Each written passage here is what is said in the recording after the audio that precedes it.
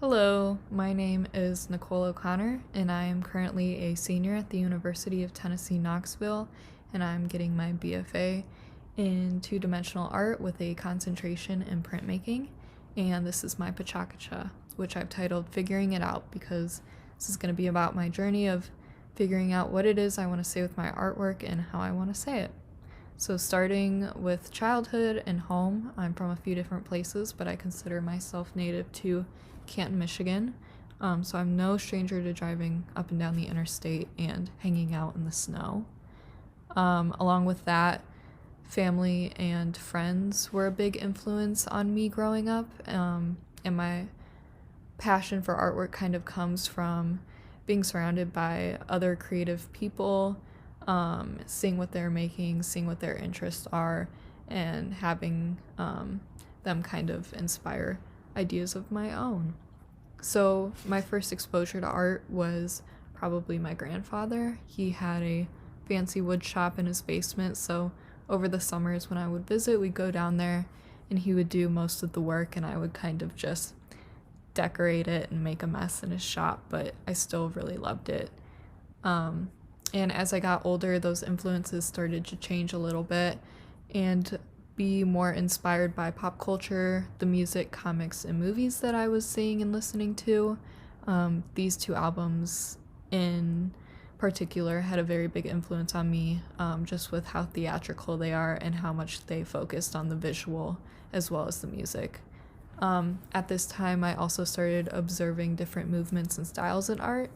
I really love the more graphic styles like pop art, impressionism, and traditional style tattooing. I think they all have very graphic lines and bold colors.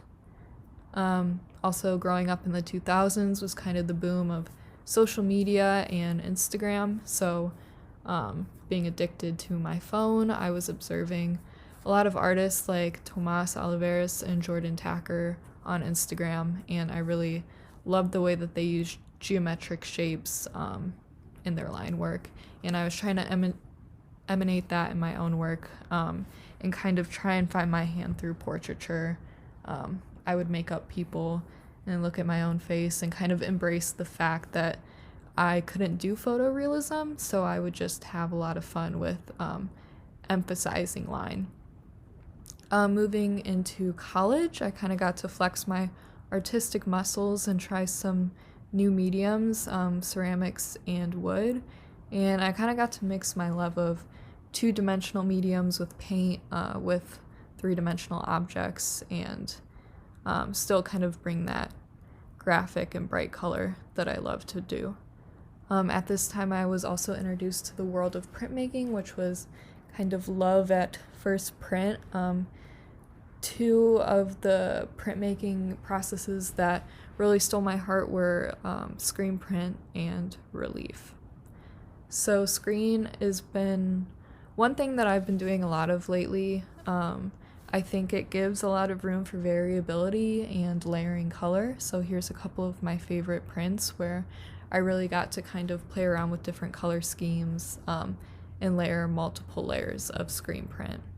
But one thing I struggle with is using something that's kind of a commercial technique and asking myself if I'm still making meaningful art with something that's more commercial. But one artist I think that proves this wrong is Shepard Fairey. I think he uses screen print to induct a lot of social change and political commentary.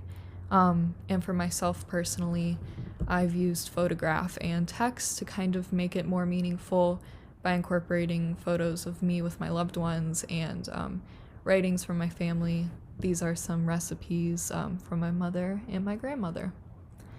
So not only do I like screen and relief, but I also really enjoy monotype printmaking. I think this gives a lot of room to play with variability, collage, and layering.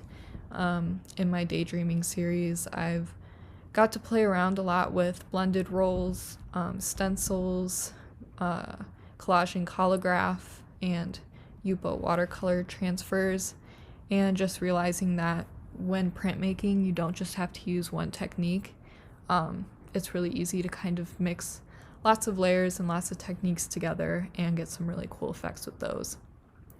So this past semester, I kind of hit the ball rolling with that idea and was mixing screen print with monotype, revisiting portraiture and kind of refinding my hand now that I'm in college and figuring out what styles I'm inspired by now. So here's some of my Frankenstein portraits that I think have been more so inspired by surrealism. I watched the Biennale art presentation, and there was a lot of surrealist and women artists that I admired, along with William Kentridge, who I was looking at in my drawing class for an animation I was doing. And I think that these artists are influential on my illustrations outside of printmaking as well. So kind of figuring out what my new inspirations are, and having fun with that, personifying nature, animals, and collaging it all together. And going forward, I'd like to start exploring how I can mix together my love of printmaking with film photography and animation, which I think with screen print being something that you can use for animation and photo is going to be really fun and easy to do. So thank you for listening to me talk and ramble about my art for a little bit. I hope you enjoyed listening about my journey. And if you'd like to see what I continue to make, feel free to follow me on Instagram at Lil Nikki. Thank you.